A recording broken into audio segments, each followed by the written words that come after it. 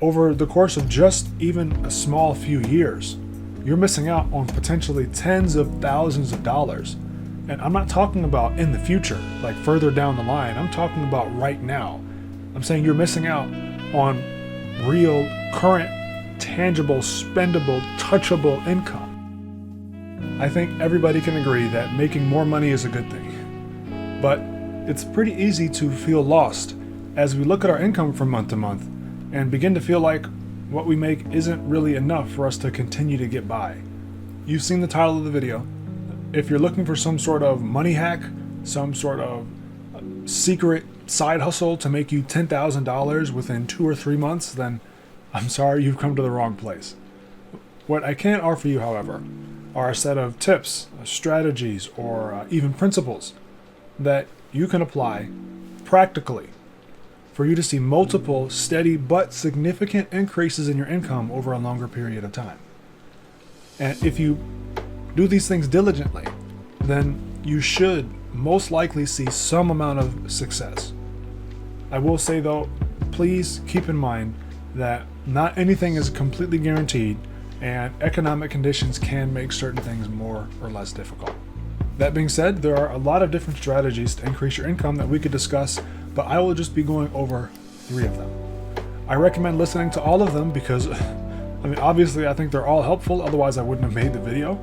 But if you were going to just click off the video anyway, then I at least recommend skipping to the 3rd one, because that one is, I would say, pretty applicable to most people. Timestamps will be in the description. Also, side note, if you're an entrepreneur or a business owner, there will not be tips in this video describing how to grow your business further. This is mostly targeted towards people who work standard 9-to-5 office jobs, whether it's actually in an office or remote.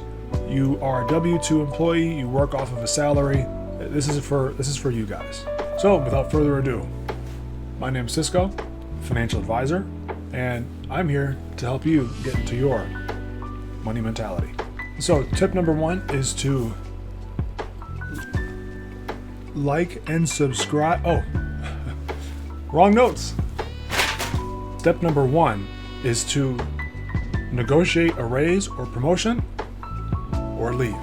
Look, if you're a hard worker, if you're good at your job, you're loyal to your team, you complete your tasks on time, you've consistently produced results over a longer period of time, you should be taking these things and leveraging those accomplishments towards something more tangible.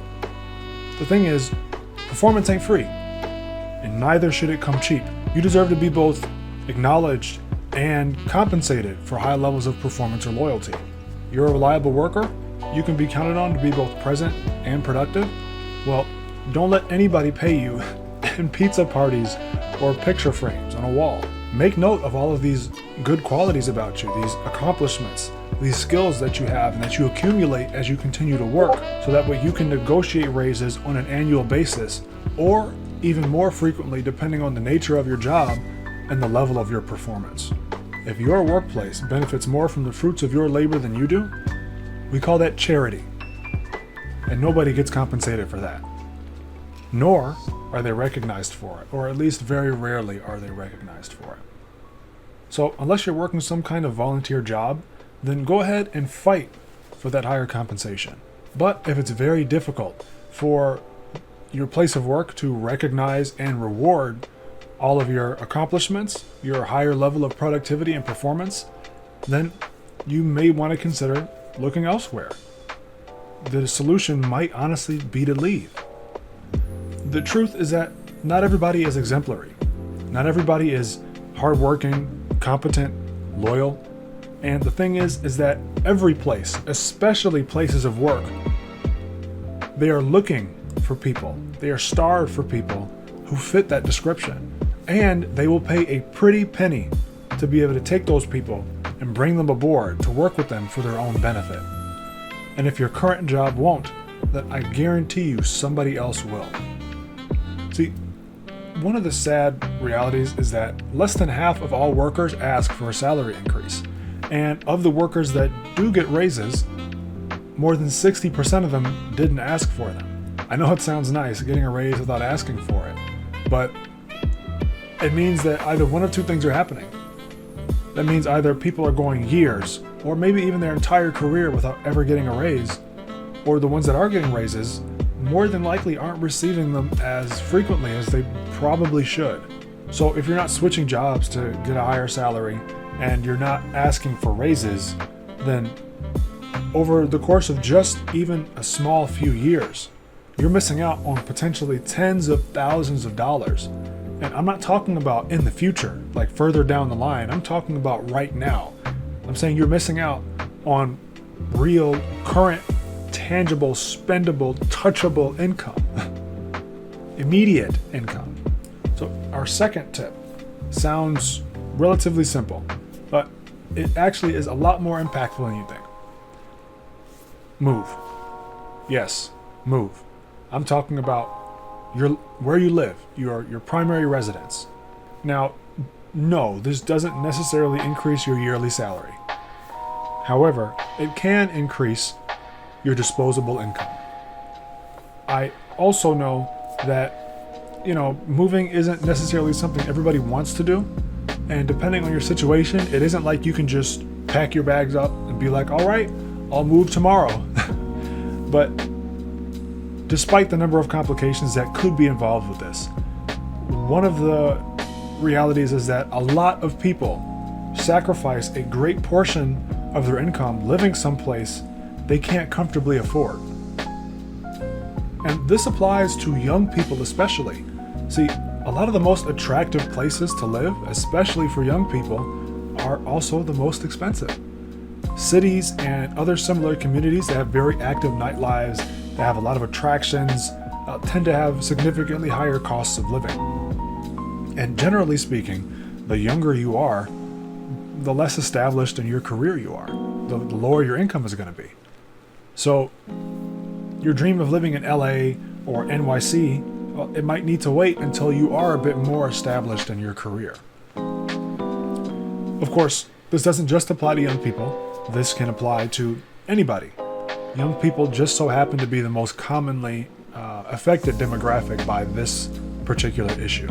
Now, moving may not entail moving to a new city or a new state, right? It could, but maybe it involves moving in with family. Maybe it involves moving in with friends, getting a roommate, maybe just a different side of town. Or maybe you combine this one and the first step. Maybe you move to relocate for a new, better paying job. Regardless, moving can be a fairly quickly way of greatly reducing your expenses because, as we know, your housing expenses tend to be the biggest expense. At least, only for the vast majority of America, which in turn makes your income significantly more effective. So our third tip is probably the most important one. Well, it's very relevant, I would say. It's very relevant to a lot of people. And that tip would be to specialize. One of the biggest reasons that people's salaries will stagnate over the course of their lifetime is because they don't understand specialization, nor how important it really is. So, I don't believe there's such a thing as unskilled labor, right? Every line of work, every individual job will help you develop some set of skills that are both relevant and useful to you in some way. However, the reality is that the more people are able to do your job with no prior experience or skill set, then the harder it is to highly value the work that it is that you do.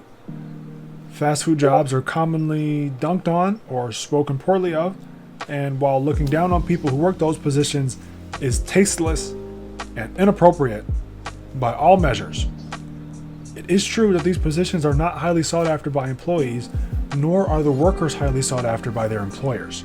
Almost anybody can jump into a fast food position and learn the ins and outs. That joke was totally on purpose, by the way. Can learn these things within a short period of time. So even though everybody buys fast food, the truth is that the sheer volume of people who are willing and capable of doing the work means that the value that is placed on that line of work is going to be much less.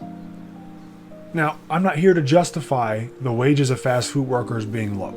So I'm not going to be making an argument for that or against it or whatever. That isn't what I'm arguing. I'm merely stating the reality of these jobs, that general labor, as we call jobs that don't have a high skill requirement for you to get into them, they usually lack the requirements to demand a significantly higher pay. In almost every circumstance, the potential to make money is going to be locked behind your ability to niche down. Find an industry, identify the subfield within that industry, and then pick a particular job that you feel you are the most capable of doing. Make sure you stick with it. Continue to develop your skills in that particular subfield. And as your experience, as your expertise grows, then at that point, you can expand back out to do a wider range of jobs. But it is very important to specialize. It is important to specialize in an area that has some amount of high demand. So the thing about specialization is that it usually requires some amount of skills or knowledge be attained beforehand, right? So there's a prerequisite for the jobs that you're applying for. And this usually means that some form of education is going to be required of you before you're able to take these jobs on. Whether it's a degree, like a trade certification, a license of some kind, something to validate, to approve, to show that you have mastered the knowledge and the training necessary to perform in a particular line of work. Whether this is your master's in medicine or a 6-month cybersecurity training, whatever it is, you would greatly benefit from going through some sort of program to find out where you can most effectively specialize. And for some of us, specialization might even be starting a business of our own. That's perfectly fine. However, it is a much more involved process, and one that we're not really going to be here to talk about today. But it is something to be considered that we can speak about at a later time. That being said, those are all the secrets I have for you today. Some of these might sound fairly simple or obvious rather than being secrets, and if you felt that way, I don't fault you. But the thing is that most people around the nation do feel a little lost when it comes to their income, and there's a pretty large portion of the population that is stuck in general labor jobs for basically their entire lives. Now, we can talk about the culture surrounding how general labor jobs are viewed and compensated. Again, that is a conversation we can have, but it isn't a conversation that we're going to have in this particular video today. But the truth is that most people around the nation lack any sort of competent guidance when it comes to managing their lives, especially in regards to their income and their finances. Without good guidance, finding a way to get out of your situation, a solution to your problem, is very, very difficult. Because obviously, if it was easy, then nobody would need help. Then guidance wouldn't be necessary in the first place. And with the stress of everyday life, as things continue to pile on further and further and further, well, it's no surprise that people oftentimes find themselves a little too stressed out, a little too tired, a little too overwhelmed for them to even go out to find a place to get the help that they really need, to find that guidance that we mentioned just a moment ago. Not to mention, even if they did, some people feel like they're a bother even trying to ask somebody what I should do, where I should go. And then knowing who to trust in the first place is a completely different issue. So hopefully the algorithm delivered this video to you, or you found it in your search, or however. Regardless, I appreciate you watching. Hope this video finds you well, and it helps you to improve your 2025 and your years to come. This has been Cisco. Again, thank you very much for watching. Stay tuned and stay in your money mentality.